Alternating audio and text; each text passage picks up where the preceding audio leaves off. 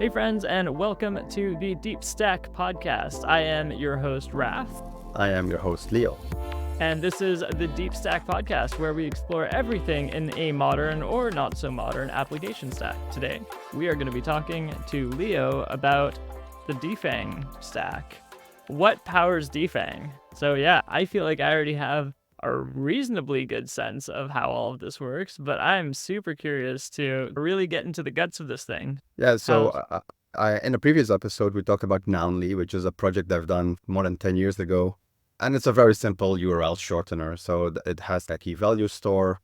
Actually, the actual URL shortening is trivial, right? In the Nounly case, we pick a noun from a list and we put that in the key value store, and those nouns remain mapped for about 24 hours, and then they get released and somebody else can get that noun. So there's a bunch of logic around, which noun to pick. It's deterministic. Usually it tries to pick a noun from the URL. You'll see if you share like a YouTube view link, you often get the view as the noun if that is available. So there's a little bit code around that. The key value store integration is pretty trivial. The key is literally the noun, so it's pretty straightforward. But then 80% of the code in the Nounly case is about preventing spam. Of course, anytime you have a page with an edit box or text box or form, you can just count on bots putting crap in it. And so in the Nounly case, that was integrating with Project Honeypot, etc. Anyway, suffice to say, it's a simple project, and I've always wished this kind of project to be like a weekend kind of thing. One day, a weekend, you spin it up, you put it out there, you buy a domain, call it a day, right? Yeah. And that just wasn't the case. And so Defang is modeled on those experiences, not just Nounly, also the work that I've done while working at Microsoft. I've worked at Workday, I've worked at other startups. And so each time I think, why is so much time spent on deploying and everybody is trying to figure out the same things? And so what can we do to just make this, let that people focus on their application instead of how to deploy it? And that's where Defang is based on.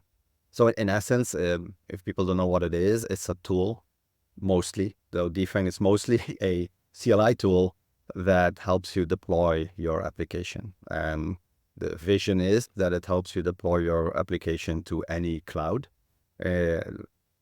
In practice, right now, we've started with AWS, so it takes your application and it deploys it to AWS. That could be your AWS account or our AWS account, which we call the playground. And so in essence, what does the tool do? Infrastructure as code, everybody knows it. It has been a great improvement over ClickOps, but you still need to write all that code. So all those clicks that you used to do, they still translate almost one-to-one to the code that you have to write now. And so in the AWS case, that means if you want to make a VPC, you still have to deal with, unless you go with the defaults, which is almost never a good idea for production. If you don't want to go with the defaults, you end up dealing with subnets and routing tables and internet gateways, net gateways, all of that stuff. Infrastructure as code made that easier, but it's still hard. You still need to you're still writing code, and now you're writing very specialized code, and it's also very different from platform to platform. So in essence, Defang writes that code for you. And I think that sounds great. Yeah, and I don't mean that in the large language model sense, right? So this is just rule based. You have a description of your application, and the current version that is a Docker Compose file. We'll use the same file format. In fact, we use the same Go library that they use to parse those files. Nice. Based on what you have in your Compose file, we'll write AWS code, or we're working on DigitalOcean. Whatever's next will depend on usage or what people ask for. You have a CLI tool that looks at your Compose file and creates infrastructure as code based on the target that you go to. One level down, we are using Pulumi. So the specific infrastructure code that gets written is Pulumi. Yeah. And so it'll be fun maybe to go chronologically what the tool does. Yeah. What if we do it this way? Okay, so I'm a Defang user. I download the CLI and I run Defang login. Let's just start with that one. What happens? What Yeah. happens when I log in? So we do have a login, even though our major focus is bring your own cloud, right? This is your project on your computer going to be deployed to your AWS account. So even though that is our major focus, we still have a login. Part of that is because of the generative AI features that we have. There's some analytics that we do. We do have a portal, even though right now that one doesn't work for your bring your own cloud projects, but eventually it will. So there is a login step. Our login right now is solely GitHub, so social login, the GitHub account. I loved auth, so anything auth, I'm happy to dig in. So in the Defang login case, yeah, you'll get prompted to open the browser, or the CLI can open the browser for you. That's where the first time you'll be asked to, do you want this app to log in as you? Do you want to have this app to have permission? There's no really permissions. We only need your GitHub account, the name, and which organizations you're based on, are a member of. That is used, we use that for kind of project access. So if you use the Defang CLI in GitHub Action, that'll decide which projects you can deploy with the Defang CLI in the action. So your browser opens the page after you say consent, yes, it redirects to a localhost page, which is the one that the CLI is serving and is waiting. And then the CLI sends the authorization code to our backend, and then that's how we know, okay, this person was indeed logged into GitHub as whatever your handle is. In my case, it's my name. It's that backend. It's our backend. It's running on our Defang domain, and that is our API endpoints, right? So it's implemented with gRPC, so it has a bunch of gRPC methods, and so the login method is one of them. There's a tail method to see what your service has been doing. There's the deploy methods for the playground case I mentioned earlier. If you don't want to deal with your own AWS account, you can deploy to our playground. Yeah. That's actually how we started. We started, let's make it super easy so people don't have to deal with AWS, only deal with their project. There are some good reasons why we kind of are slowly moving away from that. I can name a few. There were some potential customers that wanted to do audits, right? Our app is running, that's cool, but we want to pass SOC 2 audits. So if that's running in our account, now we have to pass those audits. Yeah. Because we're using AWS ourselves, it has been pretty trivial for us to, instead of you deploy to our account, we use exactly the same code, but you deploy to your own account. Yeah. And in that latter case, our server has not much to do, right? I call it our backend. Our backend basically just checks your login. Again, that is still relevant for like the portal and a bunch of other cases. Eventually, maybe there could be a flow where our backend is completely out of the picture. Can imagine that there's a scenario for that seems to be a reasonable use case, but right now it's still in there. Is that backend deployed with Defang or not yet? So it's I think right now 90% deployed with Defang, not everything yet. I love it. Yeah. No, yeah, we do try to eat our own dog food. Our own backend is behind the curve on some of those features that we've been adding. We need to make some effort to get like completely 100% having the backend on Defang itself. Yeah. But that is definitely a goal that we have. Yeah. Yeah. Well, what other, so does the backend right now, it uses a key value store or anything like that? Like how do you, I know as a user that you have to accept the terms of service, but I think that's the only thing that's stored anywhere. That's the only state we have. Yeah. Legal things need to be in place. Yeah. So thanks for reminding me. Yeah. That is the main reason we have a Defang login. We will ask you the first time, hey, do you approve of our terms of service? Partly that is because we're in beta. We don't want people to think that their app will be running forever, for free forever, no downtime, etc. That is definitely not a promise we can keep right now. And so to track the acceptance of the terms of service, we have our backend has this login call. One of the RPCs that I mentioned is indeed like acceptance of the terms of service. And right now that is using on our side a DynamoDB. So our backend talks to Dynamo and stores there so it's your GitHub.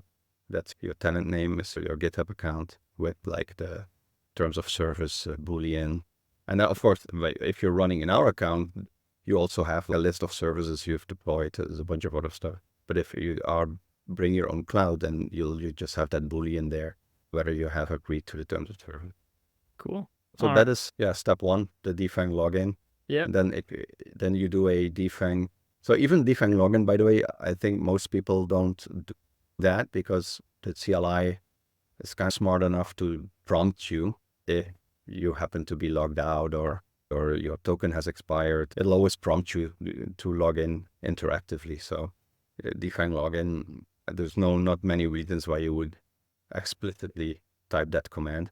And so the next thing would be Defang compose up, right? So that is, if you already have a compose project, your next step would be Defang compose up. Like I said, we try to be Docker compatible when it comes to the file format. And so we'll look at your compose file. Anything that we in the compose file that is specific to Docker or that is specific to running on your local machine that we cannot or haven't implemented yet, we'll issue warnings for those. Mhm. But then that compose file gets parsed and that goes to the backend. And so here we have two different paths depending on whether you go to our account or you go to your own AWS account. In our account, the next step that happened is done by that backend that I mentioned earlier. But apart from that, it's very similar. In the BYOC case, what is done by our backend is done by the CLI. So the CLI actually parses the compose file and kicks off what we call the CD function, right? So we actually have a function. It's a serverless function. It's not a Lambda. We use ECS, an ECS task in the case of AWS. And so this CD function, that's the one that is actually running Pulumi and writes that that infrastructure as code for your project. Cool. But it's in both of those cases, it's very similar. It's exactly the same code that's now happening, right? Yeah. In the Playground case, it's our backend that kicks off the CD function with that compose file, which kicks off Pulumi. In the bring your own cloud case, it actually starts that task in your own account. And so to do that, there's there's a small CloudFormation stack that we use purely for bootstrapping. So I'm not a big fan of CloudFormation. I always thought it's so easy to get into trouble. They don't do drift. They can detect drift. They can't fix it. This kind of thing. Rollbacks are super painful. Many times you have to delete your stack and recreate it. I found it very hard to work with. So we try to keep that as a minimum. So we have this CloudFormation stack that only has, I think, 7 resources in it or something. Bare minimum. And that is, so ECS cluster, a task definition, a security group, ECR repository, the container repository, like something like that, like bare minimum to run a task. Can we pause for a second there? I'm curious, why do you need to use CloudFormation for that? Could you use Pulumi? If you have local Pulumi, if you have Pulumi on your machine, you could probably use Pulumi. Okay, I see. Yeah, so you can't expect someone to have local Pulumi, but CloudFormation you can use. Yeah, so our CLI invokes the AWS CloudFormation SDK, or the endpoints, to create that initial stack. We call that the CD stack. You'll see it in your AWS dashboard. It's called Defang CD. And that thing doesn't change, shouldn't change, doesn't depend which project. You have your whole team running the Defang CLI, they'll be using the same CloudFormation stack because there's no state in there. It's purely used to run your actual CD. Okay. And then we kick off the CD container, which is a container with Pulumi in it. It has Pulumi and it has our own TypeScript code. That is the code that basically generates your whole cluster, all the stuff that you need for your project. Again, identical in both cases. That is the same image. Yeah. No dependencies on your local machine. You really need nothing else but the Defang CLI. It's a Defang CLI that talks to AWS SDK, not CDK, SDK, creates that little CloudFormation stack, runs the container with your project YAML, your compose YAML, which then generates the Pulumi code for your actual project and deploys it to that same account. You don't need any images that you are building from your compose file. also all kicked off by that CD task that we start. Yeah. So my project just gets uploaded and everything gets uploaded and then all of the build happens in my cloud.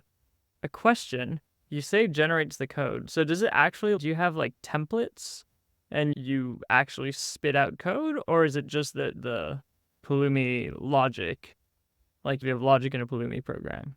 So right now it's the latter, right? So right now we have that YAML structure comes Mm-hmm. in and we iterate through it. So you can imagine there's a loop, something like for each service in services, which is one of the top level constructs and the compose YAML. Yeah. And then we do new Pulumi stuff, right? So we create like new Pulumi resources depending on what you're doing. If you need an image, then we create a image builder resource. We actually use Kaniko. So we kick off a Kaniko build inside this while we iterate those services. So the code is not generated per se. There's no Okay. source files that you can look at. I think it would be super cool. Totally something I'd love to look into, to have that step for multiple reasons, right? It's cool for helps with debugging. You can actually look at, hey, this is what happened, and if there's anything weird, you can see it in those generated files.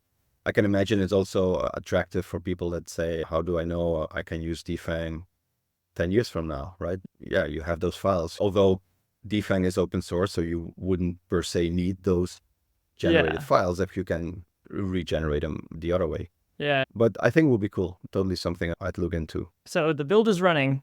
What's it generating? What's actually being created in my account?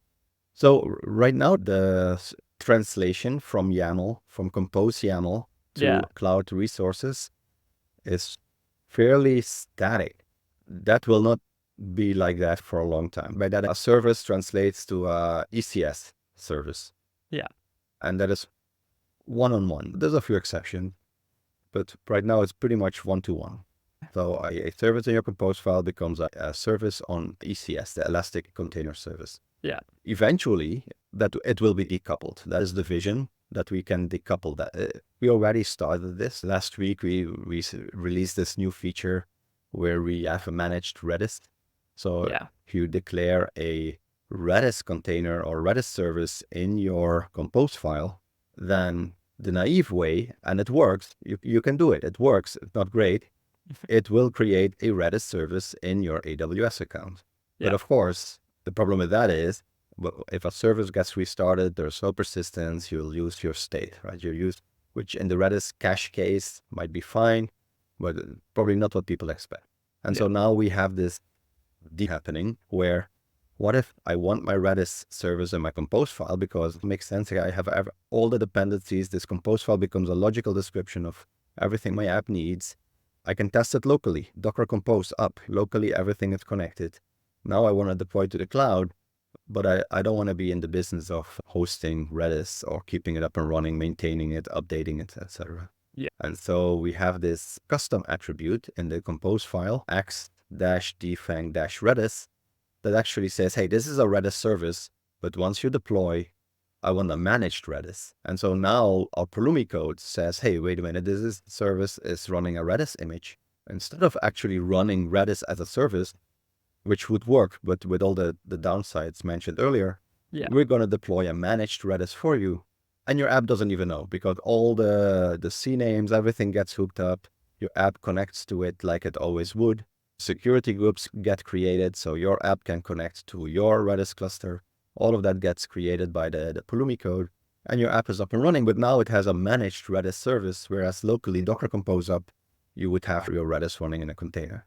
And this is where that decoupling starts from the logical description, which basically started as a physical description, but gets more and more logical because it's no longer a mapping, a clear mapping between what's running in the cloud and what was declared. Yeah. Out of curiosity, okay, so to me, one of the things that I find most frustrating and confusing about dealing with any cloud platform is the networking. I don't like networking. I get very lost with networking very easily. So what do you actually provision to make sure that I can connect my services properly? Like, how does that all work? What are the different resources? Yeah, there are so many that I might not be able to recite them from the top of my head. But Yeah.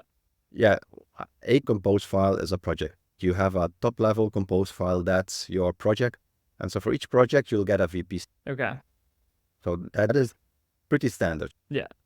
And then it depends on the services, right? If one of your services or one or more of your services have declared ingress ports, an ingress port would mean a load balancer in AWS. So now Okay. your VPC gets a load balancer. Those ports will get target groups. All of those things get created. You get listeners, right? Because that's how the AWS load balancer works. You need the different ports that you're listening on become AWS listeners. Will provision certificates. So you can even in your compose file, you can say this service has a domain name, right? So Yeah. literally domain name : something. For each of those domain names will provision certificate. That gets complicated very quickly, but suffice to say there's a major two code paths there are, is this a domain managed by Route 53 or not? Yeah. If it's a Route 53 domain, which we can check during the deployment, right? So during the deployment, we can say, hey, is this domain that you are using already in your Route 53? If it is, we'll use Route 53 and ACM to issue a SSL certificate. Cool. So if it's not, now it's tricky because now we cannot trivially use ACM to issue a certificate for you. And that'll actually will provision an Acme workflow for that. So those are the two main. There's a few more details, but if this domain name that you use in your compose file is not managed by Route 53, then we cannot do the automatic verification and we'll use Acme Let's Encrypt instead. And the CLI will inform you, and the CLI actually has a defang cert generate command to finish up that generation. It's something you'd invoke after you set up your DNS. So this is not a Route 53 domain. Please create the following CNAME. You go to your domain register and you put in the right information. Then the defang CLI, defang cert generate will finish up that Acme workflow and you'll get an Acme certificate instead. Again, we're still in the load balancer kind of domain of the deployment. We also look at the networks of a service. So in Compose, you can say this service is part of the following networks. We basically only recognize two networks, private and public. Okay. So if you have a private network, then you'll also get a NAT gateway, right? You'll say, hey, this is a private service, but we'll assume for now. Eventually, we might have a bit more options there. Now it's just public-private. So now we'll say, okay, this is a private service, no public IP addresses. And so we'll need a NAT gateway to communicate to the internet, to the container registry. In the very least, you'll need to be able to talk to your container registry. Yeah. And so again, NAT gateways only get created if they are needed. All of this is to avoid incurring unnecessary cost. We'll create a ECS cluster. We'll create a container registry. We create container registry pull-through caches. Again, this is also to minimize costs. And Amazon is notoriously expensive when it comes to bandwidth. And so to minimize all these cross-AZ, cross-data center bandwidth costs, we'll make sure that everything gets cached in your account. So those images that are being built are pushed to your container registry. Any other dependencies, they'll be cached in your container registry. All of that gets set up automatically. We'll create security groups, right? So when you declare your ports in your compose file, that translates to a security group that this service will be listening on these two ports. And if it's load balanced, then the load balancer is able to connect to those two ports, etc. All of that is generated.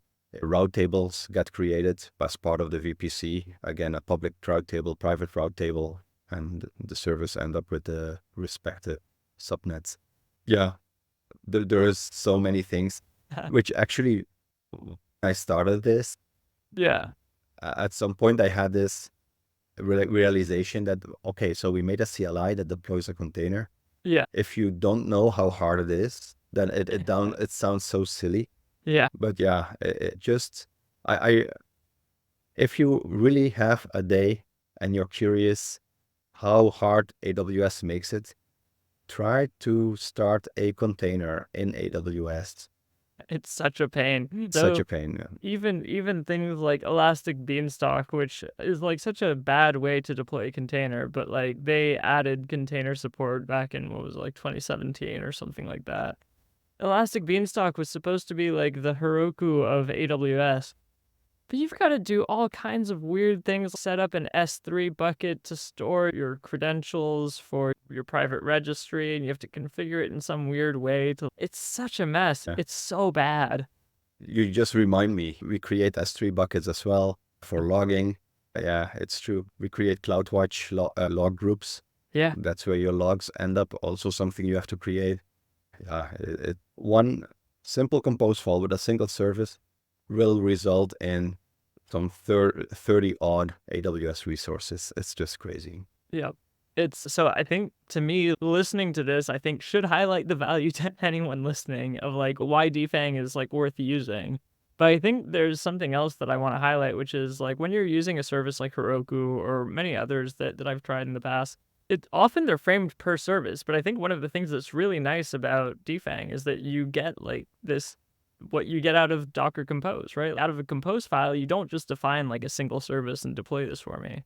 You have like your whole architecture, like your application is not just a single service.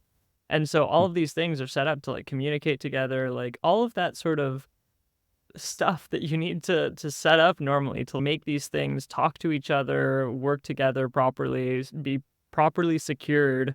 Like it's all just there. Whereas with a Heroku, or I can't think of them off the top of my head, but other platforms, it's okay, your application is just a single service. I have to have this mental overhead of, okay, how do I connect them? I have to go in and set environment variables that aren't like automatically pulled together. Like you have to go in and configure each thing separately.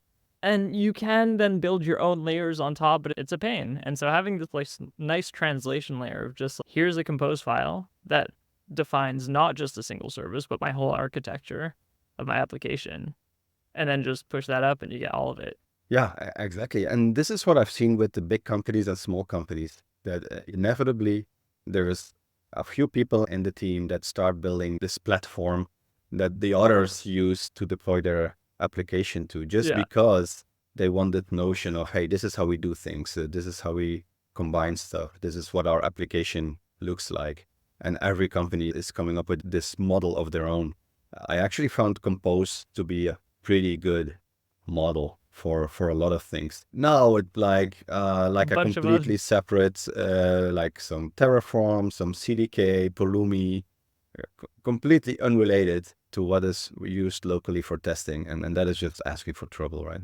Yeah, that makes a lot of sense. I've spoken to one person in the past that told me they were using Docker Compose in production. And I found that a little confusing. But he explained to me they had all kinds of cool steps with their Compose file or multiple Compose files to manage like rollovers to new application versions. And it was pretty cool what they were doing, but it also seemed like a pain, which Defang takes care of, right? Like you make sure that if you're switching application versions that you're not getting a broken version up and running. You've got health checks and all of that to make sure that it's all good to go. Yeah.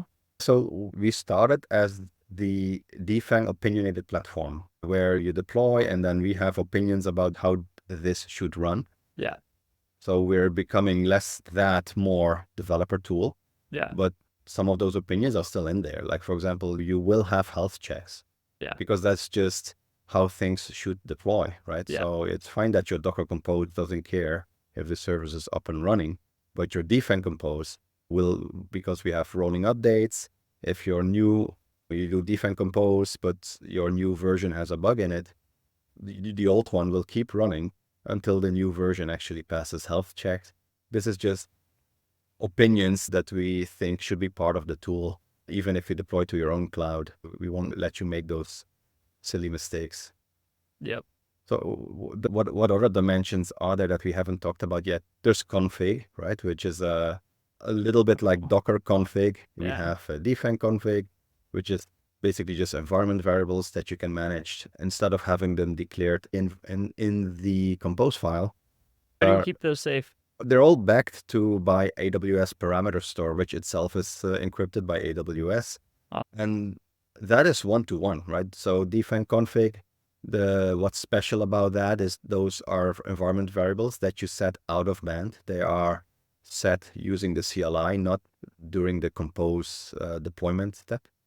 And so your CLI, when you do defang config set, it's your CLI talking to your AWS account directly and writing them immediately as a secret value in the parameter store. It's an out-of-band way of managing environment variables for your services. Right now, it's still very simple. We don't have a concept of environment or stages or something like that. We're still in beta. We're still testing some of these patterns out.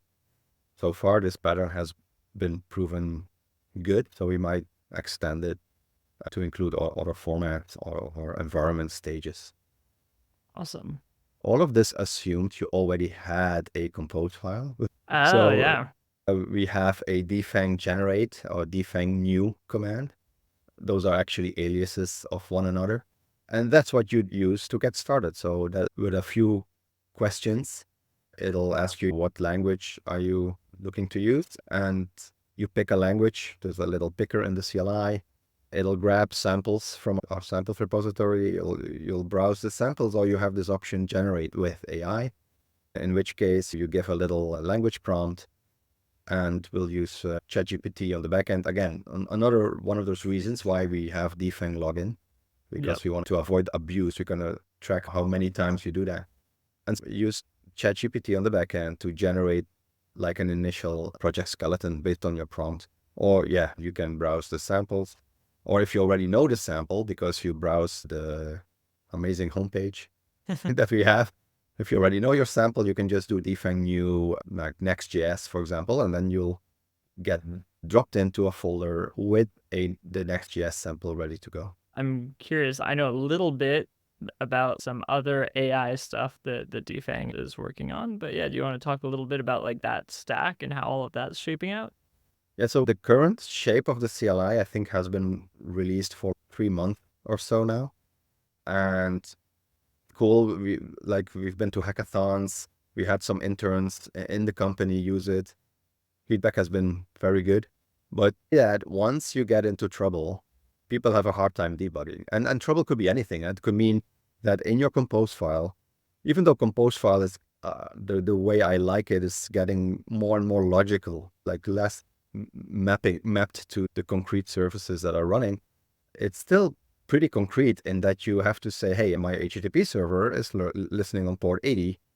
And then in your Docker file, you have to make sure that the HTTP server is listening on port 80. Otherwise, the number 80 in my compose file doesn't jive with the 80 in the source code or in the Docker file. Beginners might not realize the link between these two numbers. Or because they copy paste one file and not the other. So then you do a compose up and it builds fine, it gets up fine, never passes health check. Because a port is not open. And so to help in this scenario, and many like it, right? Even like you have a typo, a Docker file has a typo in it or whatever it is. A lot of these scenarios, to get people, pointing people into the right direction, we actually use, again, ChatGPT on the back end to help you debug these issues. So anytime a deployment fails, there's actually an agent that gathers logs after a failed deployment, has this dialogue on your behalf with ChatGPT to figure out where to pinpoint the problem. And that has been very promising. That's looking very good. And so, for example, if you have a typo in your Docker file, sure, if you do a defang compose up and you have a typo in your Docker file, you'll see it right there during the compose. That is the easy case. In many cases, the AI is able to figure it out and it'll tell you, hey, there's fix the port number. And that has been so powerful. Docker Compose and I still run into just like those random little issues where, you forgot like to, I don't know, something's just misconfigured. You've forgotten how to, or there's an environment variable or something that's not properly set, which is a thing that can get messy.